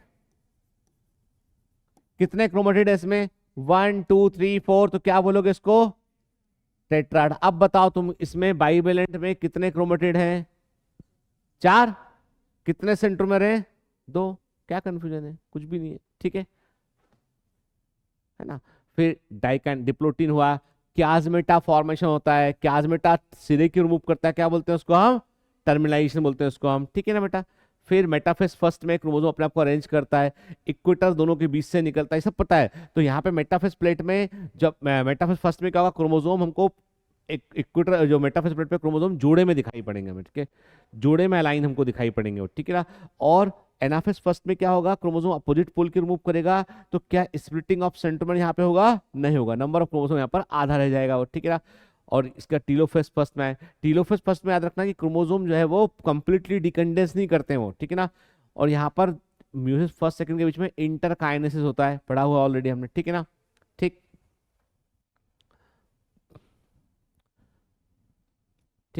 उसके बाद म्यूजिक सेकंड बिल्कुल प्रोफेस के समान ही होता है, यहाँ पे स्प्लिटिंग ऑफ सेंट्रोमीटर देखने को मिलता है हमको एनाफेज सेकंड में, ठीक है। तो फिर देखो, तो आपको ये जो इमेजेस है ना बेटा, कि ये इमेज दे रखी है आपको उसने ऐसे इमेज के, तो मैंने ऐसे क्वेश्चन कराए दिए हुए हैं आपको, इमेजेस दे रखी है आपको, सही सीक्वेंस पूछा हुआ है, तो वो क्वेश्चन एक बार डीएमटी से रिवाइज जरूर कर लेना आपके। कुछ चैप्टर ऐसे हैं जैसे कि molecular base of inheritance, you should revise each and every question of DMT. Biotechnology, each and every question of DMT आपको रिवाइज करना है, ठीक है ना, है ना। लिविंग वर्ल्ड में आप ना करो, कुछ कम करोगे तो भी चलेगा आपको, ठीक है ना। लेकिन आपको कुछ चैप्टर ऐसे हैं जहाँ पे बहुत फंडामेंटल क्वेश्चन आते हैं, molecular base of inheritance, principle of inheritance and variation, और बायोट, और ये चैप्टर सब बताऊँ आपको, जो बच्चे बिल्कुल एवरेज पढ़ते हैं, घर पे पढ़ते हैं या किसी लोकल क्लास में पढ़ते हैं, उनके कई चैप्टर वीक होते हैं, है ना। सेल सब अच्छा कर लेते हैं, सेल डिवीजन में कुछ बच्चे अच्छा करते हैं, कुछ अच्छा नहीं करते हैं, ठीक है ना। तो कुछ चैप्टर ह्यूमन हेल्थ सब बच्चे याद कर लेते हैं, पढ़ लेते हैं, लेकिन बायोटेक्नोलॉजी हो गया आपका, मॉलिक्यूलर बेस ऑफ इनहेरिटेंस हो गया, इसके अलावा इवन मॉर्फोलॉजी हो गया, और मॉर्फोलॉजी इस बार सबसे खतरनाक है। सिलेबस देख लोगे ना आप, उसका कोई एनसीईआरटी में है नहीं है, सिलेबस में कुछ और दे रखा है, पढ़ाया क्लास के अंदर है, तो वो क्वेश्चन कंपोजिटिव, और वो पता आएगा नहीं आएगा कहना मुश्किल है, लेकिन वो बड़ा डिफरेंस खड़ा कर देगा एक झटके में लाके वो, ठीक है ना। 5 क्वेश्चन आप मान लीजिए, 5 क्वेश्चन बायोलॉजी के और फिजिक्स केमिस्ट्री के 5-5 क्वेश्चन, आप दोनों मिला के 5, 10 क्वेश्चन आपने दी जो है छोड़ दिए आपने, तो सीधा आप 40 नंबर पीछे से हैं आप, ठीक है ना। ठीक, फर्क है बहुत, ठीक है।